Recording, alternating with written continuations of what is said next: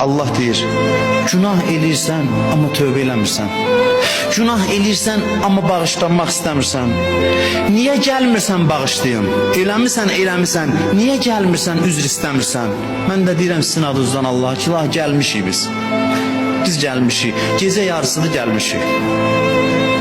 Demirsən ki, günah elirsən, niyə gəlmirsən? Cavab verirəm, biz gəlmişik. Gecənin bu vaxtında gəlmişik. Çoxları indi yuxudadır, yatıb, dünyanın hər yerində. Amma bizim gözümüzə yuxu getmir. Çünki eşitmişik bu gecə mühüm gecədir. Bu gecə bizim taleylərimiz təyin olunur. Bu gecə sən bizə nəzər eləyirsən, rəhmət yağışı göydən yağır.